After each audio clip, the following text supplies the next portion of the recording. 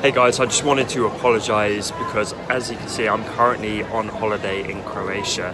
We batch recorded a bunch of episodes right before I went away, and unfortunately some issues happened with the audio, so we can't use the proper audio. We have to use the audio from the camera mic. The answers are still there. We wanted to release the episodes and provide that value, but the audio quality might not be quite as good as it usually is, so thank you for bearing with us, and I will see you when I get back home. In today's episode we talk about how to switch off and stop the endless cycle of marketing and networking.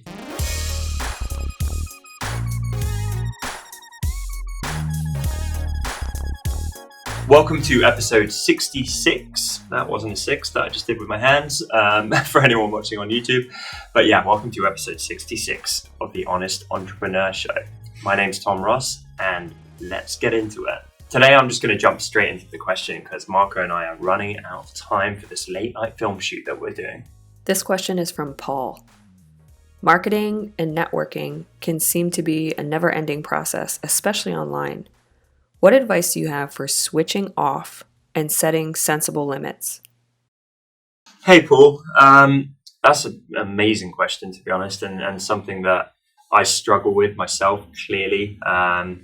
I tend to get a lot of messages about like, how do you fit it in? When do you sleep? That kind of thing. And the kicker is I really enjoy it. I like that stuff. I think you do too. You're always super active in my community. You seem very good at networking and chatting with others.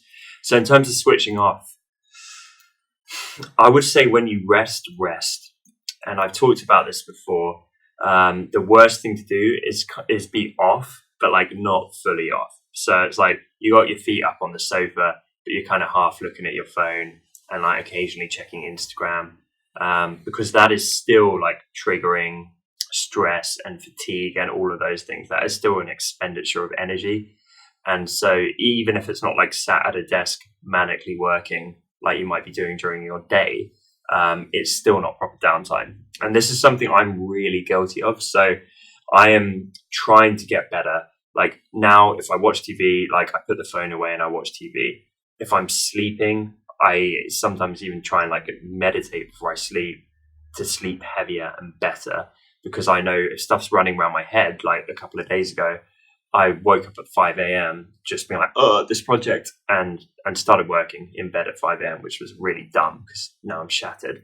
So yeah, that would really be my answer. I think that switching off, it needs to happen, right? It's been scientifically proven.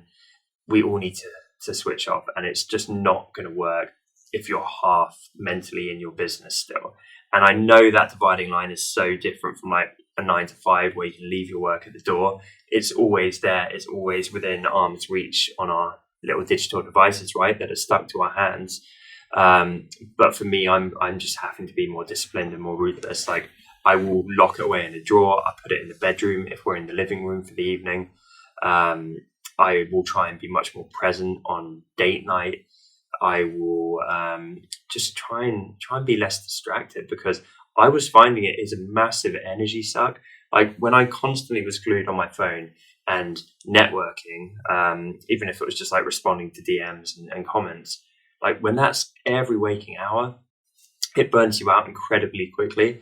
So just having that time to like go for a walk, go do some exercise, like have a nap, like just afford yourself the time off. I feel like the same way we project manage ourselves and we schedule in like, you know, these hours of working, these hours of recording this show in my case, like I almost need to like schedule in fun, which sounds really sad. But it's not as sad as the alternative, which is that you never kind of prioritize it and you never schedule it and it never happens. So for me, I'm almost like, okay, I know on Saturday, I'm going to go do that. Like my thing is golf actually right now.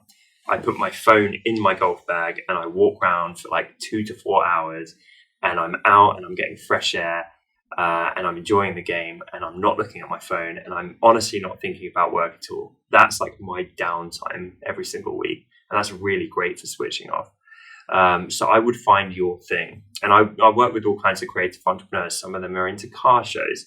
Some of them are into like jiu-jitsu. Like, it doesn't matter what it is, but I think find something that is nothing to do with your job and go and enjoy that and just remove yourself as much as you humanly can, because we become very one-dimensional, very sad human beings if that's the only gear that we have. And yeah, just a final note to your point, it is never ending. The whole point is I could clone myself 100 times and there would still be more work, because there's billions of people out there that I can potentially reach with my content. And I could literally, like I said, I could have 100 Toms doing some serious damage, like nothing all day, but like commenting and chatting with people and networking and marketing and putting out more content. There's always more. So it's like, so where do you cut it? And I would say you cut it where you've like been ambitious, you put a lot of work in, you put a lot of effort in, and you can be proud at the end of the day and be like, I gave that my all. But you can still have a life around that. So question of the day is, how do you switch off? Let me know in the comments. Thank you so much for watching this episode. I appreciate you guys so much. I'm really enjoying the YouTube show. If you are too, then be sure to hit the subscribe icon and tick the little bell to get notifications when I post new content on this platform.